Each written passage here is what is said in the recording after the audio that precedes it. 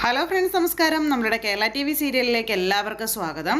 അങ്ങനെ നയനയെ കാണാതെ പോയതിൻ്റെ പേരിൽ അവിടെ ആകെ ടെൻഷൻ അടിച്ചിരിക്കുക. അപ്പം നയനയെ ഒന്ന് സ്നേഹിച്ച് തുടങ്ങുമ്പോഴേക്കും അവൾ എന്തെങ്കിലും കാട്ടിക്കൂട്ടുമെന്ന് പറഞ്ഞ് ദേവയാനി അച്ഛൻ്റെ മുന്നിൽ നല്ലവളാകാൻ ശ്രമിക്കുമ്പോൾ, സ്നേഹത്തെപ്പറ്റി നീ പറയണ്ട, നീ നിൻ്റെ മകനെ മാത്രമാണ് സ്നേഹിക്കുന്നത്, അവനെ ഭാര്യയിൽ നിന്നും വേർപെടുത്താനാണ് നീ ശ്രമിക്കുന്നത് എന്നുള്ള കാര്യം അച്ഛൻ ദേവയാനിയോട് അങ്ങ് പറഞ്ഞു. അല്ലാതെ നെഞ്ചിൽ കൈവച്ച് നിനക്ക് പറയാൻ പറ്റുമോ നീ നിൻ്റെ മരുമകളെ സ്നേഹിക്കുന്നുണ്ടെന്ന്? അപ്പോൾ അതൊന്നും കേട്ടിട്ട് ഒന്നും പറയാനായിട്ട് പറ്റുന്നില്ല ദേവയാനിക്ക്. അങ്ങനെ ഇവരെല്ലാവരും ഈ കാര്യങ്ങൾ ചിന്തിച്ചുകൊണ്ടിരിക്കുമ്പോൾ നവ്യ ആ സൈഡിൽ കിടന്ന് നല്ല ഉറക്കുക. ഇവളെങ്ങനെ കിടന്നുറങ്ങുന്നു എന്നൊക്കെ ഇങ്ങനെ ചിന്തിക്കുക കേട്ടോ നേരത്തേക്ക് മറ്റുള്ളവർ. ഈ സമയം അവരെല്ലാവരും ഇങ്ങനെ ആകെ ടെൻഷൻ അടിക്കുന്നു. ഈ സമയം കനക ഇവിടെ ഇരുന്ന് ടെൻഷൻ അടിക്കുന്നു. ചുമ്മാ ഇരുന്ന് കരഞ്ഞിട്ട് കാര്യമില്ല, നമുക്ക് പോയി അന്വേഷിക്കാമെന്നൊക്കെ പറഞ്ഞ് ഗോവിന്ദേട്ടൻ ഇങ്ങനെ സമാധാനിപ്പിക്കുന്നു. നന്ദുവിനെ വിളിക്കാം എന്നിങ്ങനെ പറയുമ്പോൾ വേണ്ട, ഇന്ന് തന്നെ അവൾക്ക് നല്ല ക്ഷീണമുണ്ട്, അതുകൊണ്ട് അവളെ വിളിക്കണ്ടെന്ന് പറഞ്ഞു. നീ വേഗം ഫോണെടുത്ത് വിളിച്ച് നോക്കുക, ആദർശമാനെ വിളിച്ച് നോക്കുക, എന്തെങ്കിലും അറിഞ്ഞോ എന്ന് അറിയാനായിട്ടെന്നും പറഞ്ഞ് ഇങ്ങനെ വിളിപ്പിക്കുക. പക്ഷെ വിളിച്ചിട്ടൊന്നും കിട്ടുന്നില്ല. അപ്പോൾ ആരും ഫോൺ എടുക്കണില്ല എന്ന് പറഞ്ഞു. ഇനിയിപ്പോൾ എന്ത് ചെയ്യുമെന്നാണ് ഞാൻ ആലോചിക്കുന്നതെന്ന് കനകം പറഞ്ഞപ്പം അതുകൊണ്ടല്ലേ നമുക്ക് പോയി നോക്കാമെന്ന് ഞാൻ പറഞ്ഞത്. എന്താ പറ്റിയെന്ന് മോളെ കണ്ടു കിട്ടിയാലേ അറിയാൻ പറ്റുള്ളൂ, എത്ര പെട്ടെന്ന് പ്രശ്നം പരിഹരിച്ചേ പറ്റുമെന്നും പറഞ്ഞ് അമ്മയും അച്ഛനും കൂടെ മോളെ തേടി ഇറങ്ങുന്നു. ആ രാത്രി അങ്ങ് കഴിഞ്ഞു, നേരം വെളുത്തു. ഈ സമയവും മകൾ വന്നിട്ടില്ല. നയന എവിടെയാണെന്ന് പോലും ആർക്കും അറിയില്ല. അനി വെറും കൈയോടെ കയറി വരുന്നു. അപ്പോൾ ഒരു വിവരവും കിട്ടിയില്ല മുത്തച്ഛ എന്നും പറഞ്ഞാണ് കയറി വരുന്നത്. എല്ലാവരും ആകെ ടെൻഷൻ അടിച്ച് നിൽക്കാം. വീട്ടിലൊന്നും പോയിട്ടില്ല എന്നൊക്കെ പറഞ്ഞ് കനി സംഭവിച്ച കാര്യങ്ങളൊക്കെ പറയുക കേട്ടോ. എൻ്റെ മോനും മരുമോളും കൂടി ആരോടും ഒന്നും പറയാതെ വീട് വിട്ടു പോയപ്പോൾ ഇവിടെ എല്ലാവരും ഭയങ്കരമായിട്ട് വിമർശിച്ചല്ലോ. ഇപ്പോഴെന്താ ആർക്കും ഒന്നും പറയാനില്ലേന്ന് ജലജ കിട്ടിയ അവസരത്തിൽ കയറി ചോദിക്കുക. അത് കേട്ടപ്പോൾ തക്കതായ കാരണമില്ലാതെ നയനമോള് വീട് വിട്ട് ഇറങ്ങി പോകില്ല എന്ന് ഞങ്ങൾ പറഞ്ഞില്ലേ എന്ന് മുത്തശ്ശി അന്നേരം ചോദിച്ചു. അവൾ തിരികെ വരുമ്പോൾ അറിയാം കാരണം എന്താണെന്നൊക്കെ പറഞ്ഞുകൊണ്ട് ജലജ ഇങ്ങനെ പറയണു. അത് കേട്ടപ്പോൾ മുത്തശ്ശിന് ഭയങ്കര ദേഷ്യം വന്നേ. ഒരുത്തിരുന്ന് ഉറങ്ങണ ഉറക്കം കണ്ടില്ലേ, അപ്പോൾ അവൾ ഉറങ്ങിക്കോട്ടെ, ഈ സമയത്ത് ഉറക്കം ഒഴിയാനൊന്നും പാടില്ലെന്ന് മുത്തശ്ശി പറഞ്ഞു. അപ്പോഴേക്കും അഭി അങ്ങോട്ടേക്ക് വന്നു. എന്താ ഇടം മോനെ? എല്ലാ മുക്കും മൂലയും അരിച്ചു പറക്കി നോക്കി, ഒരു രക്ഷയില്ല, എങ്ങും കണ്ടെത്താൻ കഴിഞ്ഞില്ല എന്ന് പറഞ്ഞു. അന്വേഷിക്കാൻ പോയ ആദർശും ജയേട്ടനും അവരൊന്നും ഇതുവരെ വന്നില്ലല്ലോ എന്ന് പറഞ്ഞപ്പം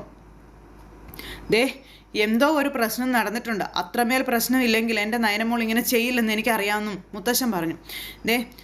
അപ്പോൾ നയനെ ഇങ്ങനെ കുറ്റം പറഞ്ഞപ്പോൾ നിൻ്റെ നാവിൽ നിന്നും നല്ലതൊന്നും വരില്ലെന്ന് എനിക്കറിയാം, അത് നിൻ്റെ മക്കളുടെയും രക്തത്തിൽ അലിഞ്ഞു പോയതാണ്, അല്ലാതെ ഒരിക്കലും നീ ഒന്നും നന്നാവില്ലെന്നൊക്കെ പറഞ്ഞ് മുത്തശ്ശൻ ദേഷ്യപ്പെട്ടപ്പോൾ ഏട്ടത്തിക്ക് എന്തോ പ്രശ്നം ഉണ്ടായിട്ടുണ്ട്, അതുകൊണ്ട് ഏട്ടത്തി അങ്ങനെ പോയത്, അല്ലെങ്കിൽ പോവില്ലെന്ന് അനിയും പറഞ്ഞ് അങ്ങനെ ഇവരെല്ലാവരും ഇങ്ങനെ നോക്കുക.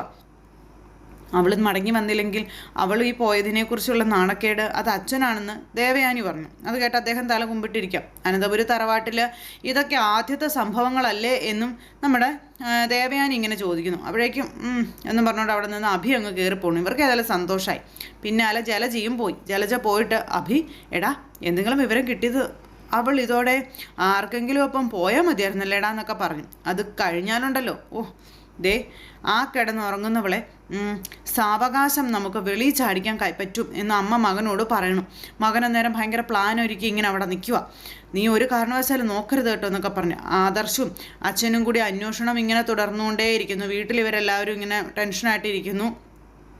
കുറച്ച് കഴിഞ്ഞപ്പോഴേക്കും ജയൻ വീട്ടിലേക്ക് വന്നു. അപ്പോൾ എന്തായി മോനെന്ന് ചോദിച്ചപ്പോൾ ഒരു വിവരവും കിട്ടിയില്ല. ഇവിടുന്ന് പുറത്തു പോയ നയനമോളെ പിന്നീട് ആരും കണ്ടിട്ടില്ലെന്ന് ജയൻ അന്നേരം അവിടെ വെച്ച് ഇങ്ങനെ പറയാം. അപ്പോഴേക്കും ദേവയാനിക്ക് ചെറിയ ടെൻഷനൊക്കെ ഉണ്ട്. മോള് പുറത്തു പോയി കുറച്ച് കഴിഞ്ഞപ്പോൾ തന്നെ മോളെ തപ്പിയുള്ള അന്വേഷണം തുടങ്ങിയതാ.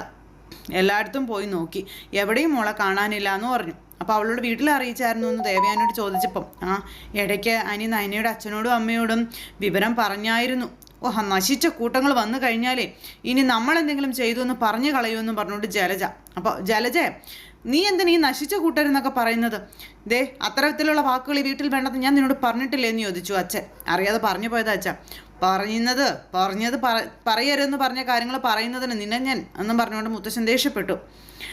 ഇക്കണക്കിന് പോയാൽ എൻ്റെ സംശയം ശരിയായി വരുമെന്നാണ് തോന്നുന്നത് എന്ന് ജലജ പറഞ്ഞപ്പം എന്താണാവോ നിൻ്റെ സംശയമെന്ന് ജയൻ ചോദിച്ചു. അവൾക്ക് മറ്റാരോ ആയിട്ട് അടുപ്പമുണ്ടെന്ന് എനിക്ക് തോന്നുന്നതെന്ന് പറഞ്ഞു. അവനവൻ്റെ സ്വഭാവം ഇടയ്ക്ക് മറ്റുള്ളവർക്കും ഉണ്ടെന്ന് തോന്നും എന്ന് ജാനകി പറഞ്ഞപ്പോൾ നീ എന്താ പറഞ്ഞത്? ഇവിടെ വഴക്ക് വേണ്ട, നിൻ്റെ സംസാരത്തിന് അങ്ങനെയുള്ള മറുപടി തന്നെയാണ് നിനക്ക് കിട്ടേണ്ടതെന്ന് മുത്തശ്ശിയും പറഞ്ഞു. എൻ്റെ മരുമോള് പരസ്യത്തിൽ അഭിനയിക്കാൻ പോയപ്പോൾ ഇവിടെ എന്തായിരുന്നു പുകില്? അതുപോലെയാണോ നയനമോള്? അവൾക്കെന്താ കൊമ്പുണ്ടോ എന്ന് ചോദിച്ചു ജലജ. എൻ്റെ മരുമോള് ആരോടും പറയാതെ പുറത്തു പോയത് തെറ്റ് തന്നെയാണ്. അവളോട് എനിക്ക് വലിയ താല്പര്യമൊന്നുമില്ല. എങ്കിലും അവൾക്കില്ലാത്ത സ്വഭാവമൊന്നും ഉണ്ടെന്ന് പറയരുത്. അവൾ അങ്ങനെ ഒരു ടൈപ്പ് അല്ല എന്ന് ദേവയാനി പറഞ്ഞു. മിക്കവാറും ഞാൻ പറഞ്ഞതുപോലെ തന്നെ കാര്യം നടക്കും, അതിനാണ് സാധ്യത കൂടുതൽ എന്നും പറഞ്ഞുകൊണ്ട് ജലജ അവിടെ നിന്ന് പറഞ്ഞപ്പോഴേക്കാം ആദർശ് കയറി വന്നു. നയനെ എങ്ങും കാണാനില്ല എന്നും പറഞ്ഞു. അപ്പോൾ മോളുടെ മനസ്സ് എന്തോ കാര്യത്തിൽ ഭയങ്കരമായിട്ട് വേദനിച്ചിട്ടുണ്ട്, അതുകൊണ്ടാണ് അവൾ പോയതെന്ന് മുത്തശ്ശനും അവിടെ നിന്ന് പറഞ്ഞു. നമുക്ക് നോക്കാം അച്ഛാ, പോലീസൊക്കെ വീട്ടിൽ വന്നാൽ ആകെ നാണക്കേടാവില്ലേ എന്ന് പറഞ്ഞു. പോലീസിൽ അറിയിക്കാമെന്ന് മുത്തശ്ശൻ പറഞ്ഞപ്പോൾ അത് ഈ നാട് മുഴുവൻ ചർച്ചയാകുമെന്നു. നാണക്കേട് ഭയന്ന് എത്ര നേരമാണ് നമ്മളിതിങ്ങനെ അടക്കി പിടിച്ചുകൊണ്ടിരിക്കുന്നതെന്ന് മുത്തശ്ശി അന്നേരം ചോദിച്ചു. എന്തായാലും കുറച്ചു നേരം കഴിഞ്ഞാൽ ഉറപ്പായിട്ടും പോലീസിൽ വിവരം അറിയിച്ചേ പറ്റുമെന്ന് ജയൻ അന്നേരം പറഞ്ഞു. പെട്ടെന്ന് ജലജ ഭയങ്കര ഹാപ്പി ആയിട്ട് ഇങ്ങനെ നിൽക്കുക. പോലീസിൽ അറിയിക്കട്ടെ, പോലീസ് വരട്ടെ, നാട് മുഴുവൻ നാറട്ടെ എന്നൊക്കെ പറഞ്ഞു. കുറച്ച് കഴിഞ്ഞപ്പോഴേക്കും കനകവും അതുപോലെ ഗോവിന്ദേട്ടനും കൂടെ അങ്ങോട്ടേക്ക് വന്നു. ഇനി നമ്മൾ ഇങ്ങോട്ട് വന്നത് അവർക്ക് ഇഷ്ടപ്പെടാതെ എങ്ങാനും ഇരിക്കുമോ ഗോവിന്ദേട്ട എന്ന് കനകൻ ചോദിച്ചപ്പോൾ നമ്മളെ വിളിച്ചു പറഞ്ഞിട്ടല്ലേ നമ്മൾ ഇങ്ങോട്ടേക്ക് വന്നതെന്നൊക്കെ ഇങ്ങനെ നിന്ന് പറയാം. ഈ കാര്യങ്ങളൊക്കെ എന്താ ഇങ്ങനെ, എൻ്റെ ദൈവം എൻ്റെ മോക്ക് എന്താ പറ്റിയതെന്ന് അറിയില്ലല്ലോ എന്നൊക്കെ പറഞ്ഞുകൊണ്ട് ഇങ്ങനെ ഇരിക്കുന്നു. ഈ കാര്യങ്ങളെല്ലാം ഇവരിങ്ങനെ സംസാരിച്ചുകൊണ്ടിരിക്കുന്നു. അപ്പോൾ ഇവർ രണ്ടുപേരും ഇതൊക്കെ പറഞ്ഞിട്ട് അകത്തേക്ക് കയറി വരുന്നു. നവ്യ ഭയങ്കര ഉറക്കം അവിടെ കിടന്ന്. കയറി വന്ന നയനെക്കുറിച്ചുള്ള കാര്യങ്ങൾ ചോദിച്ചു. അപ്പോൾ ഇതുവരെ വിവരങ്ങളൊന്നും അറിയാൻ കഴിഞ്ഞിട്ടില്ലെന്നുള്ള കാര്യം അവർ പറയാം. അത് കേട്ടപ്പം അയ്യോ പിന്നെ എൻ്റെ മോൾ എവിടെ പോയതാണെന്ന് ചോദിച്ചുകൊണ്ട് കനകം ഭയങ്കര കരച്ചിൽ. പിന്നെ ആദർശനോട് ചോദിച്ചു. അപ്പോൾ ആദർശനോട് ചോദിച്ചപ്പം ആദർശം മൗനം പാലിക്കുക. അപ്പോൾ മോൾക്ക് വിഷമം ഉണ്ടാകുന്ന രീതിയിൽ ഇവിടെ എന്തെങ്കിലും സംസാരം ഉണ്ടായോ എന്ന് ചേട്ടൻ ചോദിച്ചപ്പം ഒരു സംസാരം ഉണ്ടായിട്ടില്ലെന്നല്ലേ അവൻ പറഞ്ഞു തന്നു. ദേവയാനി ദേഷ്യത്തോടെ ചോദിക്കുന്നു. അപ്പോൾ കാരണമൊന്നുമില്ലാതെ മോൾ അങ്ങനെ ആരോടും ഒന്നും പറയാതെ ഇറങ്ങി പോകില്ല എന്ന് പറഞ്ഞു കനകം. അപ്പോൾ അത് തന്നെ ഞങ്ങളും പറയുന്നതെന്ന് മുത്തശ്ശിയും പറഞ്ഞു. നീയും നിൻ്റെ മക്കളും ഒക്കെ കണക്കാ കനകയെന്ന് ജലജ. ഒരുത്തി ഇരുന്ന് ഉറങ്ങുന്നത് നീ കണ്ടില്ലേ എന്ന് ചോദിച്ചു.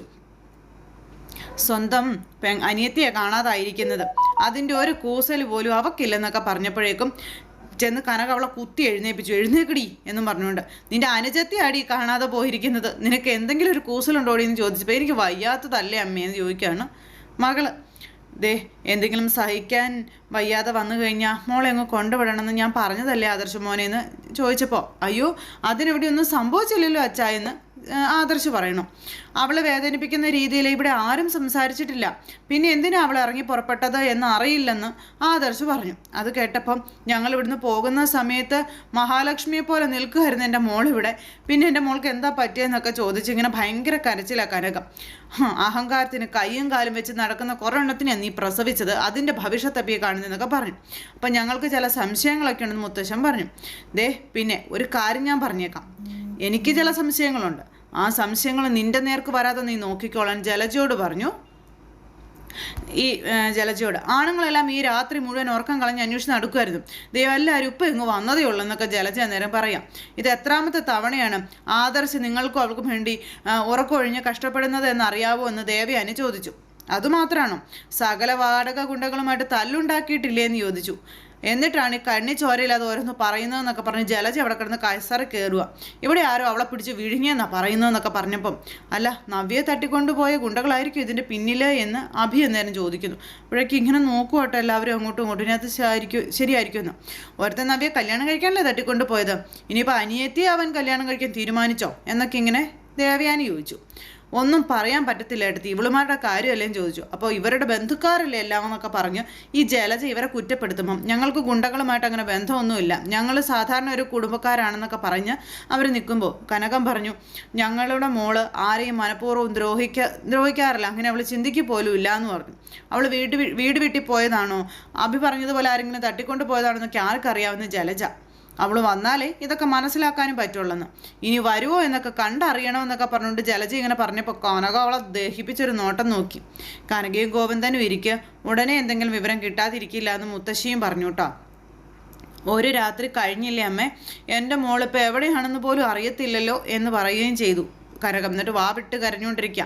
അപ്പം നയനെക്കുറിച്ചുള്ള ഒരു അന്വേഷണം അതിങ്ങനെ തുടർന്നുകൊണ്ടേയിരിക്കുന്നു. നയനെ അന്നേരത്തേക്ക് എവിടെയോ ഒരു സ്ഥലത്ത് പോയി ഇങ്ങനെ ഇരിക്കുക, അവിടെ ഇരുന്നിങ്ങനെ കരയണം. ആ ലെറ്ററിൽ കണ്ട കാര്യങ്ങളൊക്കെ ആലോചിച്ച് അങ്ങനെ കരഞ്ഞ് തളർന്നിരിക്കുന്നു. അപ്പോൾ അമ്പലനടയിലാണ് ചെന്നിരിക്കുന്നത്, അവിടെ ഇരുന്ന് കരച്ചിലാട്ടോ.